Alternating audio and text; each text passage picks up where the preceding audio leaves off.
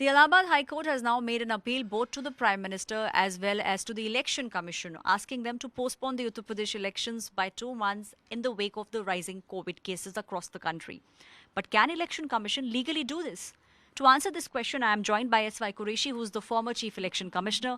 Sir, is it possible for the Election Commission legally to postpone the elections? No, Election Commission cannot postpone it because it is a constitutional mandate that when the term of the House finishes, before that we have to be ready with the next House. So, and the date is known. So, therefore, only in the cases of emergency, if they are declared by Parliament, and that also subject to two conditions, whether if there is a war or if there is an internal disturbance of the magnitude which calls for an emergency. Except for these two, there are no grounds for emergency. So, therefore, there is no option. At the end of 5-year term, these automatically the House stands dissolved.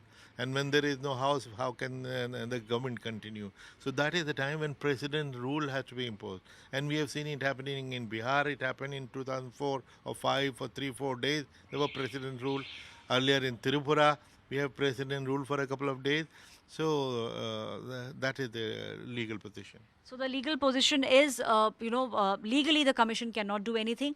So do you think banning political rallies can be a way forward? We did see that happening in West Bengal, and the cases did come down. So you think one of the options or one of the ways forward is to ban political rallies? Yes, indeed. In fact, you mentioned Bengal, and that is where the demand was that the rallies should be banned, and Election Commission took a long time banning them. But when the situation became so desperate, they finally banned them.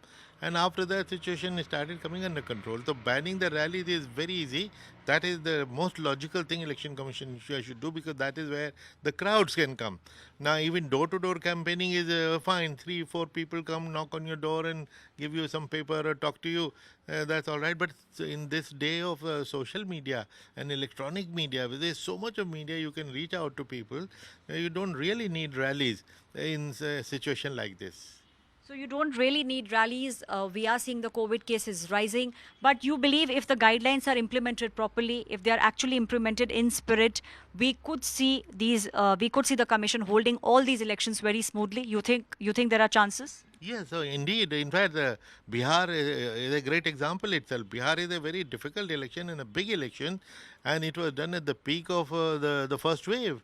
And Election Commission learned from the international experience, particularly the South Korea, which held the election in March 2020.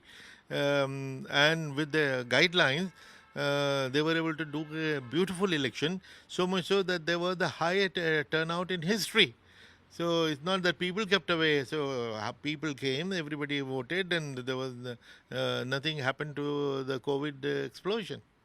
So nothing happened to the COVID explosion. The actual weapon that the Election Commission has is to make sure all the guidelines are implemented, and if need be, then banning political rallies across all the political parties will give a level playing field, and that's one thing which can stop the crowds from coming at a place, and there is a possibility of COVID numbers not rising in not just the state of Uttar Pradesh, but all the states which are poll bound.